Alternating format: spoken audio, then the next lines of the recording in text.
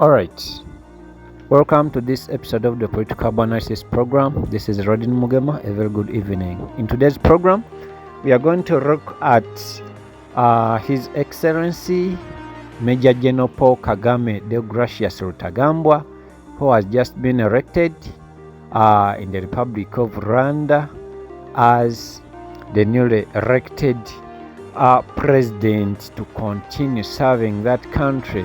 He assumed the office of the presidency on 22nd. It was April 2000, and now he has just won the elections with a margin of 99%, just leaving 1% for his opponents. Mr. Kagame was born to a Tutsi family in southern Rwanda that fled to Uganda when he was 2 years old. You all remember that. He spent the rest of his childhood during the Rwandan Revolution, which ended Tutsi political dominance. In 1980s, Kagame fought in Yoweri Museveni's rebel army, becoming a senior Ugandan army officer after many military victories led by Museveni to Ugandan presidents. This man Kagame joined the RPF, taking control of the group where previous leader Freddy Regema died on the second day of the 1990 invasion.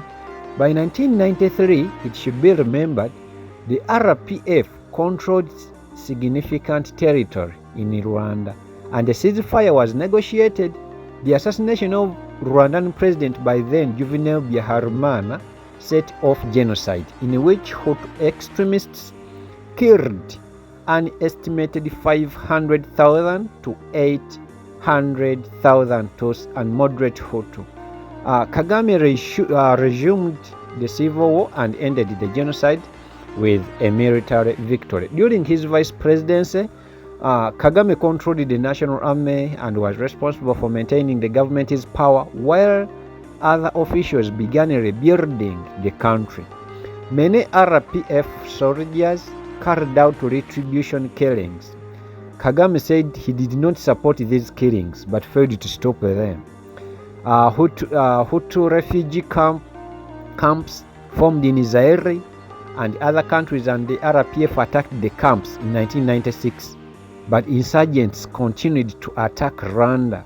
As part of the invasion, Kagame sponsored 2 rebel wars in Zaire. Rwanda and Ugandan-backed rebels won the first war, which took place, I remember, in 1996 up to 1997, installing Lieutenant Desire Kabila, Desire Kabila as president in the place of dictator Mobutu Sese Seko Kukubedo Wazabanga, returning Zaire to its former pre-Mobutu name, the Democratic Republic of Congo, which is known today as DRC. Then the Second War was launched in 1998 against Kabila, and later his son Joseph Kabila, following the DRC government's expulsion of Rwanda and Ugandan military forces from the country. The war escalated into a conflict that lasted until a 2003 peace deal and ceasefire. I think you remember that. Bizimungu resigned in 2000, most likely having been forced to do so following falling out with the RPF. He was repressed by Kagame. Bizimungu was later imprisoned for corruption and inciting ethnic violence, charges that human rights groups described as politically motivated. But Kagame's rule is considered authoritarian, and human rights groups accuse him of political repression. Overall opinion on the regime by foreign observers is mixed, and as president, Kagame has prioritized national development, launching programs which have led to development on key indicators including healthcare, education, and economic growth. Kagame has had mostly good relations with the East African community and the United States of America. His relations with France were poor until 2009. You all remember that. Relations with the Democratic Republic of Congo remain tense. Despite the 2000 ceasefire, human rights groups and the leaked United Nations report alleged Ugandan support for two insurgencies in the country, a charge Kagame denies. Several countries suspended aid payments in 2012 following these allegations. It became a disaster. Since coming to power, His Excellency Kagame has won 3 presidential elections, including the one he has just won yesterday or today. But none of these have been related free or fair by international observers. These are not my words. They are not being rated free by the international observers. His role in the assassination of exiled political opponents has been controversial. When we look at his life, Kagame was born on 23rd, it was 23rd, not 22nd, October 1957. He was the youngest of 6 children in Itambwe, Rwanda, Urundi, a village located in what is now the southern province of Rwanda. His father, Deogracius Rutagamba, was a member of the Tutsi ethnic group from which the royal family had been derived since the 18th century or earlier.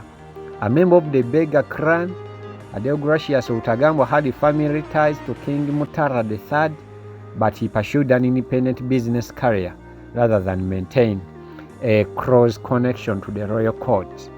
Kagame's mother, Asteria Bisinda, descended from the family of the last Rwandan queen, Rosari Gikanda, that is from the Hebera branch of the royal Nyiginya, the royal Nyiginya family.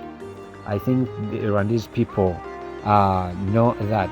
At the time of Kagame's birth, Rwanda was a United Nations Trust territory, which had been ruled in various forms by Belgium since 1916, and a mandate to oversee eventual independence. Rwandans were made up of 3 distinct groups. First, the minority Tutsi were the traditional ruling class, and the Belgian colonialists had long promoted Tutsi supremacy, while the majority Hutu were agriculturists. The third group, the Twa, you can call them the Twa, were forest-dwelling pygmy people descended from Rwanda's earliest inhabitants, who formed less than 1% of the population.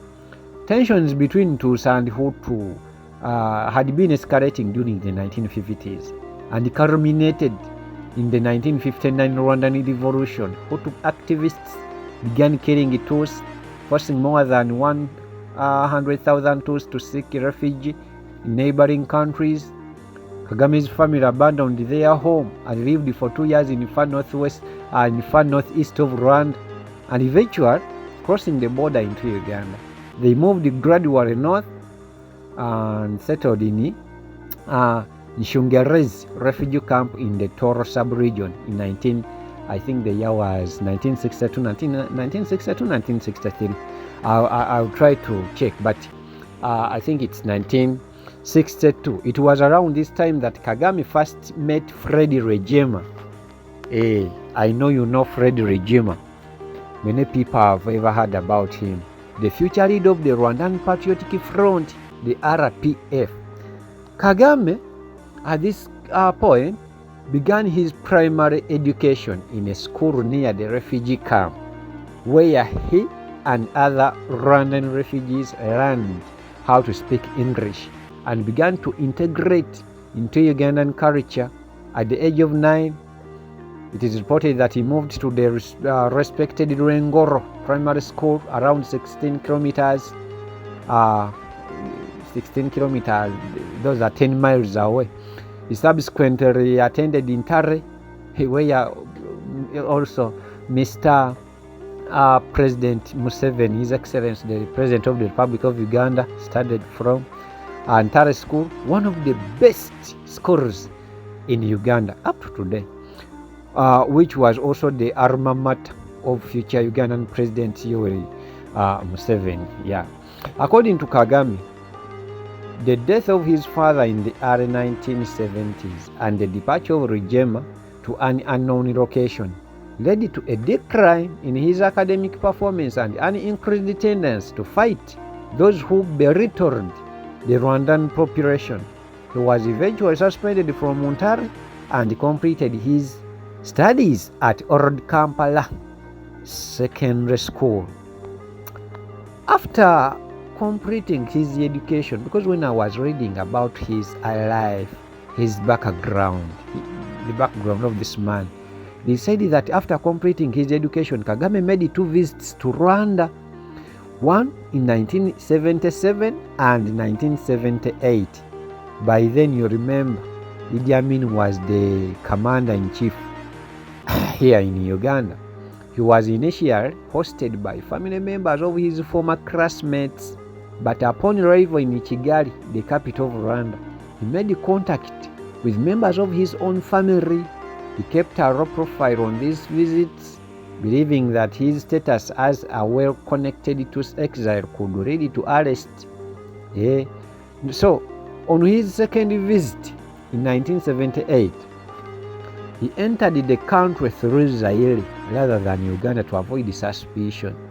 So, what this man did, he used his time in Rwanda to explore the country, familiarize himself with the political and social situation, and make connections that would prove useful to him in his later activities. Now, when we look at his military career, that was 1979 up to 1994. In 1978, it is said that Fred Rwigema returned to Western Uganda and reunited with Kagame. During his absence, Rwigema had joined the rebel arm of Yoweri Museveni, the President of the Republic of Uganda today, based in Tanzania. It aimed to overthrow the Ugandan government of Idi Amin. Rwigema returned to Tanzania and fought in the 1979 war, during which Museveni's rebel group, Fronasa, allied with the Tanzanian army and other Ugandan exiles, and later defeated Amin, Field Marshal Idi Amin. That after Amin's defeat, Kagame and other Rwandan refugees pledged allegiance to Museveni, who had become a cabinet member in the transition government. So Kagame received training at the United States Army Command and General Staff College, Fort Leavenworth in Kansas, United States. Former incumbent Milton Obote won the 1980 Uganda general elections. You remember, President Museveni threatened them not to do anything concerning about cheating elections. He told them, if you do it, if you try to, I'm going to the bush, which he did. So Museveni disputed the result, and he and his followers withdrew from the new government in protest. In 1981, Museveni formed the Rebel Popular Resistance Army. That was PRA. I don't know whether it is still in existence. Kagame and Rwigema joined as founding soldiers along with 38 Ugandans. The army's goal was to overthrow Obote's government in what became known as the Ugandan Bush War. Kagame took part in the Battle of Kabamba. You know Kabamba military barracks. The PRA's first operation. This happened in February 1981. The Popular Resistance Army's first operation. So Kagame and Rwigema joined the Popular Resistance Army primarily to ease conditions for Rwandan refugees persecuted by Obote. They also had a long-term goal of returning with other Tutsi refugees to Rwanda. Military experience would enable them to fight Hutu dominated Rwandan army. The PRA merged with another rebel group, I think it was in June 1981, forming the National Resistance Army, NRA. In NRA, Kagame specialized in intelligence gathering, and he rose to a position close to Museveni's. The NRA based in the Ruweru Triangle, they even call it a Mecca, their Mecca, fought the Ugandan army for the next 5 years, even after Obote was deposed in 1985 coup d'etat and the start of peace talks. In 1986, the NRA captured Kampala with a force of 14,000 soldiers, including 500 Rwandans, and formed a new government. After Museveni's inauguration as president, he appointed Kagame and Rwigema as senior officers in the new Ugandan army. So Kagame was the head of military intelligence by that time. In 2018 or 2018 paper, the Canadian scholar and Rwandan expert Gerard Kaplan described this appointment as a remarkable achievement for a foreigner and a refugee. Kaplan noted Museveni's reputation for toughness and said that Kagame would have had to be similarly tough to earn such a position. He also commented on the nature of military intelligence work, saying, "It is surely unrealistic to expect that Kagame refrained from the kind of unsavory activities that military scrutiny or that military security specializes in." In addition to their army duties, Kagame and Rwigema, two refugees within the army's ranks, intended as the nucleus for an attack on Rwanda. Thus, by 1989, Rwanda's President Habyarimana and many Ugandans in the army began to criticize Museveni over his appointment of Rwandan refugees to senior positions, and he demoted Kagame and Rwigema as a result. So Kagame and Rwigema remained de facto senior officers, but the change caused them to accelerate their plans to invade Rwanda. They joined an organization there, I think it was called the Rwandan Patriotic Front, RPF, a refugee association which had been operating under various names since 1979. Rwigema became the RPF, or the Rwanda Patriotic Front leader, shortly after joining, and while still working for the Ugandan army, he and Kagame completed their invasion plans. In October 1990, Rwigema fled a force of over 4,000 RPF rebels into Rwanda at the Gagitumba border post, advancing 60 kilometers, those are 30 miles south of the town of Gabiro. So Kagame was not present at the initial raids, as he was in the United States, attending the Command and General Staff College in Fort Leavenworth in Kansas. On the second day of the attack, Rwigema was shot in the head and killed. The exact circumstances are disputed. The official line of Kagame's government and version mentioned by historian Gerard Prenier in his 1995 book on the subject was that Rwigema was killed by a stray bullet. So in his 2000 book Africa's World War, Prenier says Rwigema was killed by his sub-commander Peter Bayingana following an argument over tactics. According to this account, Bayingana and fellow sub-commander Chris Bunyenyezi were then executed on the orders of Museveni. In a 2005 conversation with Kaplan, Prenier provided a different account, stating that Bayingana and Bunyenyezi's killers were recruited by Kagame. So Kaplan notes that lack of research means the truth of this is uncertain. But that is true. The tales of death and intrigue offer yet another insight into Kagame's character. Rwigema's death threw the RPF into confusion. France and Zaire deployed forces in support of the Rwandan army. And by the end of October, the RPF had been pushed back into the far northeast corner of the country, that is Rwanda. Kagame returned to Africa and took command of the RPF forces, which had been reduced to fewer than 2,000 troops. So Kagame and his soldiers moved west through Uganda to Virunga Mountains, a rugged high altitude area where the terrain worked in their favor. From there, he rearmed and reorganized the army and carried out fundraising and recruitment from the Tutsi diaspora. So Kagame restarted the combat in January 1991 with an attack on the northern town of Ruhengeri.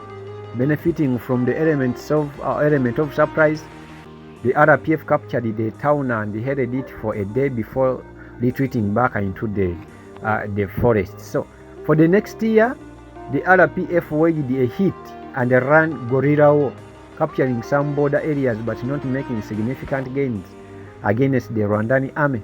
These actions caused an exodus of around 300,000 Hutu from the affected areas. Prunier wrote in 1995 that the RPF were surprised that Hutu peasants showed no enthusiasm for being liberated by them. In her book, 2018 book, In Praise of Blood, however, Canadian journalist Jude Rever quoted witness who said that the exodus was forced by RPF attacks on the village, including the laying of landmines and shooting of children. Kaprani's paper questions the credibility of many of witnesses Rever had spoken to, but noted that there are considerable other sources besides Rever that attest to RPF war crimes. Following the June 1992 formation of a multi-party coalition government in Kigali, Kagame announced a ceasefire and initiated negotiations with the Rwandan government in Arusha, Tanzania. So in early 1993, groups of extremist Hutu formed and began campaigns of large-scale violence against the Tutsis. Kagame responded by suspending peace talks temporarily and launching a major attack, gaining a large stretch of land across the north of the country. Peace negotiations resumed in Arusha, and the resulting set of agreements known as the Arusha Accords were signed in August 1993. The RPF were given positions as a result of that meeting of such accords in a broad-based transitional government, BBTG, and in the National Army. The United Nations Assistance Mission for Rwanda, that is UNA, you can call it UNAMIR, but it's UNAMIR, United Nations Assistance Mission for Rwanda, a peacekeeping force arrived, and the RPF were given a base in the National Parliament building in Kigali to use during the establishment of the BBTG. So that is all about how Kagame took power. He was involved in negotiations. But now let us look at the Rwandan genocide. On 6th April 1994, Rwandan President Habyarimana's plane was shot down near Kigali Airport, killing both Habyarimana and the President of Burundi, Cyprien Ntaryamira, as well as their intelligent 3 French crew members. The attackers remain unknown. Prunier, in his book again in his 1995 book, concluded that it was most likely a coup d'etat carried out by extreme Hutu members of the Habyarimana's government, who feared that the president was serious about honoring the Arusha Agreement and was a planned part of the genocide. Yes, this theory was disputed in 2006 by French judge Jean-Rose Bruguière and in 2008 by Spanish judge Fernando Andreu, both alleged that Kagame and RPF were responsible. Reva also held Kagame is responsible, giving as his motive a desire to plunge Rwanda into disorder and therefore provide a platform for the RPF to complete their conquest of the country. Evaluating the two arguments later in 2018, Kaplan questioned the evidence used by Brigil and Reva, stating that it had been repeatedly discredited for its methodology and its dependence on sources who have split bitterly with Kagame. Kaplan, so what Kaplan did, he noted that Hutu extremists had made multiple prior threats to kill Habyarimana in their journals and radio stations, and cited eyewitness accounts of roadblocks being erected in Kigali and killings initiated within 1 hour of the crash, evidence that the shooting of the plane was ordered as the initiation of the genocide. So following Habyarimana's death, a military committee led by Colonel Athioniste Bagosora took immediate control of the country. Under the committee's direction, the Hutu militia Interahamwe and the Presidential Guard began to kill Hutu and Tutsi opposition politicians and the other prominent Tutsi people or Tutsi figures. The killers then targeted the entire Tutsi population as well as moderate Hutu, beginning the Rwandan genocide over the course of the approximately 100 days, an estimated 206,000 to 800,000 Tutsi and moderate Hutu were killed on the orders of the committee. So on 7th April, Kagame warned the committee and the UNAMIR that he would resume the civil if the killing did not stop. The next day, the Rwandan government forces attacked the National Parliament building from several directions, but the RPF troops stationed there successfully fought back. Kagame began an attack from the north on the three fronts, seeking to link up quickly with the troops isolated in Kigali. An interim government was set up, by Kagame refused to talk to it, believing that it was just a cover of Basogora's rule. Over the next few days, the RPF advanced steadily south, capturing Gabiro and large areas of countryside to the north and east of Kigali. So they avoided attacking Kigali or Byumba at this stage, but conducted maneuvers designed to encircle the cities and cut off supply roads.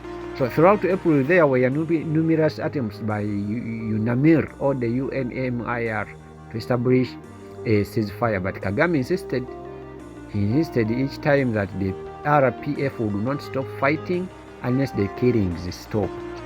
In late April, I think the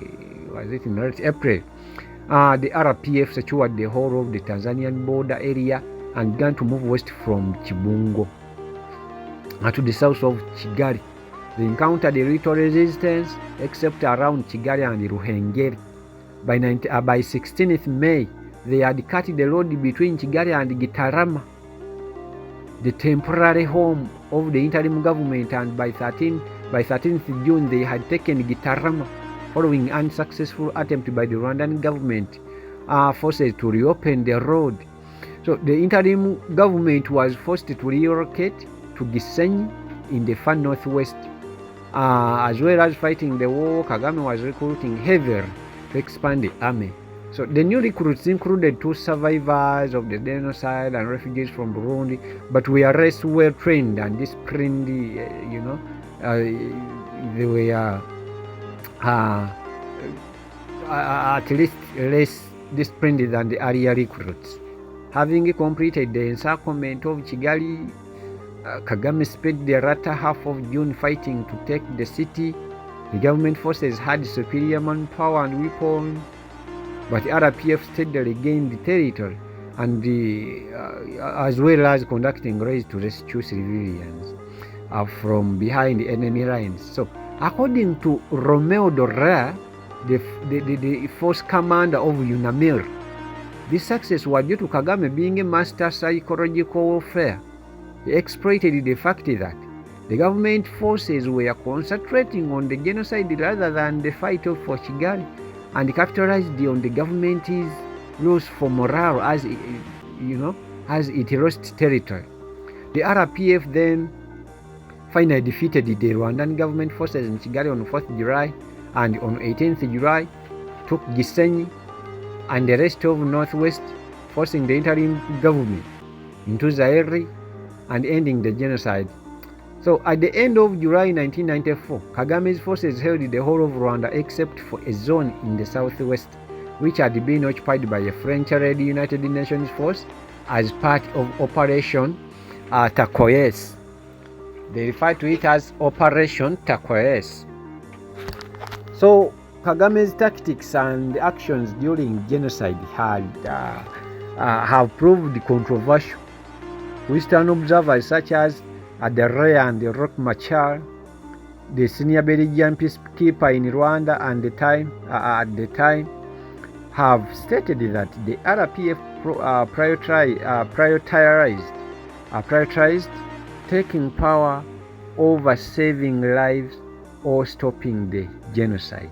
Scholars also believe that the RPF killed many Rwandan civilians, predominantly Hutu, during the genocide, and in the months that followed, the death toll from these killings is in the tens or even hundreds of thousands.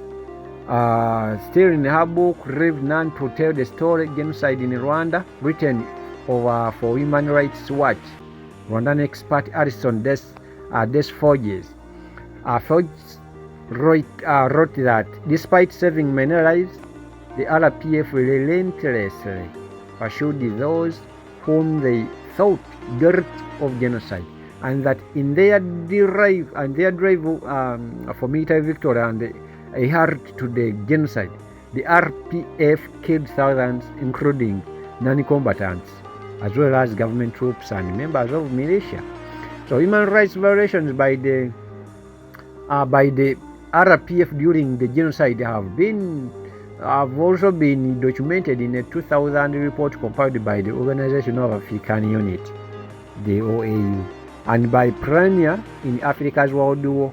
In an interview with journalist Stephen Kenzar, Kagame acknowledged that killings had occurred, but said that they were carried out by rogue soldiers and had been impossible to control. RPF killings continued after the end of the genocide, gaining international attention with the 1995 Kibeho massacre, in which soldiers opened fire on a camp for internally displaced persons in the Butare province.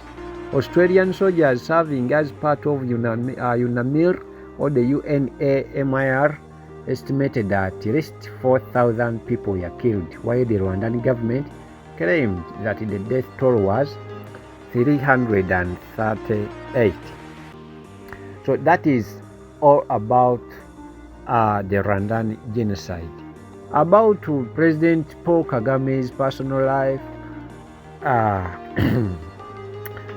on June 1989 in Uganda, they were staying in Uganda, he married Janet Nyiramongi, a two-sexual living in Nairobi, Kenya. So Mr. Kagame had asked his relative to suggest a suitable marriage, and they recommended Nyiramongi. Kagame traveled to Nairobi and introduced himself, persuading her to visit him in Uganda. Nyiramongi was familiar with the RPF and its goal of returning refugees to Rwanda. She held Kagame in high regard. The couple have 4 children right now. So Kagame's daughter, Ange Kagame and Ngai Ngoma, completed the education abroad and was absent from the public eye for most of her childhood due to security and privacy reasons. She attended the Diana Hall School, a private preparatory school located in Windsor, Massachusetts in the United States. She attended the Smith College, where she majored in political science with a minor in African Studies. She also holds a master's degree in international affairs from Columbia University. So Kagame can speak 3 languages, as in English, Kinyarwanda, and the French. That is a few I can say about his personal life. Then let's look at Kagame as Vice President and the Defense Minister, or Minister of Defense. The post-genocide Rwandan government took office in Kigali, you remember, in July 1994. It was based loosely on the Arusha Accords. I talked about them earlier. But Habyarimana's party, MRND, was outlawed. The positions it had been assigned were taken over by the RPF. The military wing of the RPF was named as the Rwandan Patriotic Army, RPA, and became the national army. Paul Kagame assumed the dual roles of Vice President of Rwanda and Minister of Defense, while Pastor Bizimungu, a Hutu who had been a civil servant under Habyarimana before freeing to join the RPF, was appointed president. Bizimungu and his cabinet had some control over domestic affairs, but Kagame remained the commander-in-chief of the army and was the de facto ruler of the country. German public broadcaster Deutsche Royal stated that Bizimungu was commonly seen as a placeholder for Kagame. So the domestic situation, when you talk about the infrastructure and the economy of the country, suffered greatly during the genocide. Many buildings were uninhabitable, and the former regime had taken all current and movable assets when they fled the country. Human resources were also severely depleted, with over 40% of the population having been killed or fled. So many who remained were traumatized. Most had lost relatives, witnessed killings, or participated in the genocide. So Kagame controlled the national army and was responsible for maintaining the country's power, while other officials began building the country.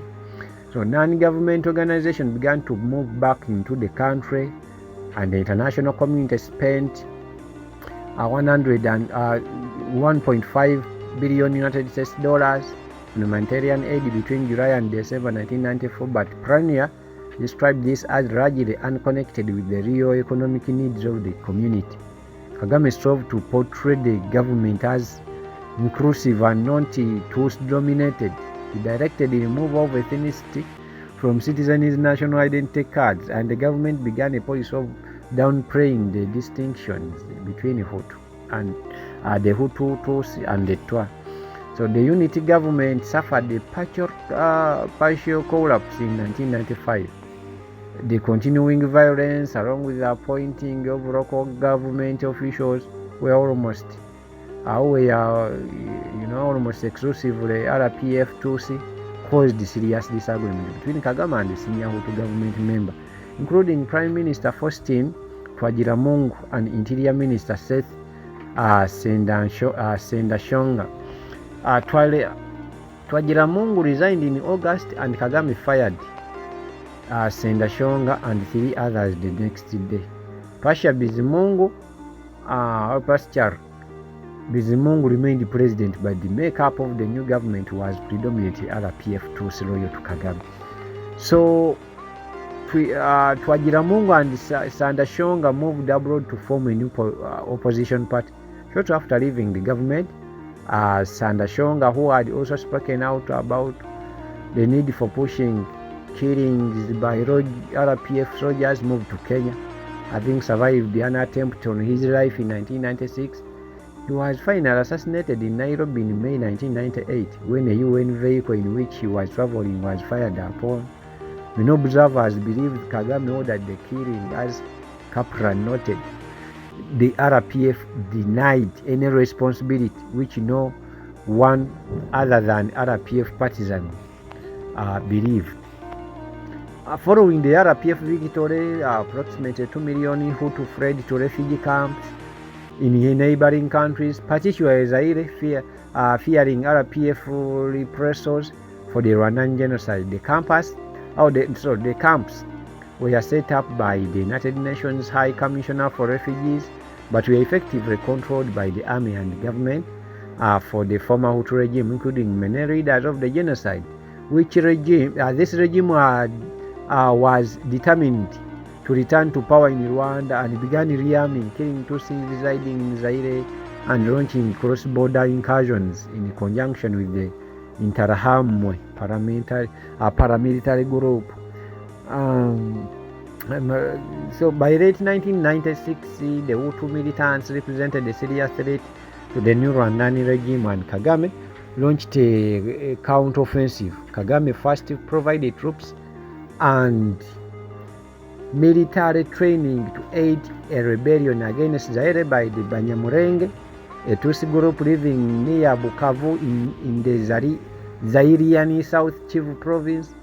With Rwandan army support, the Banyamulenge defeated the local security forces and began attacking the Hutu refugee camp in the area. At the same time, Kagame's forces joined with Zairian Tutsi around Goma to attack two of the camps there. Most refugees from the attacked camps moved to the Raji Mugunga camp in November 1996. The Rwandan army attacked Mugunga, causing an estimated 800,000 refugees to flee. Many returned to Rwanda despite the presence of the RPF. Others ventured further west into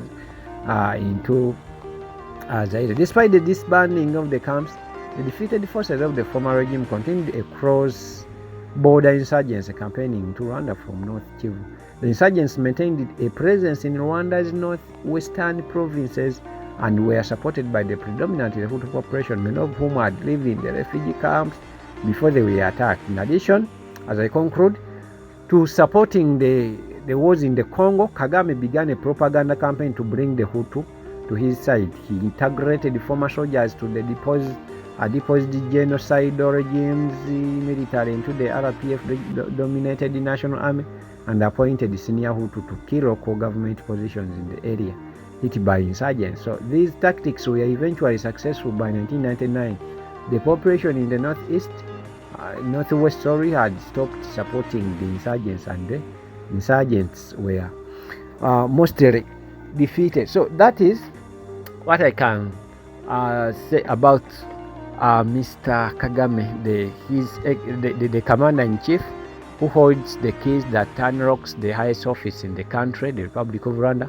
and he has just been re-elected because he has been the incumbent.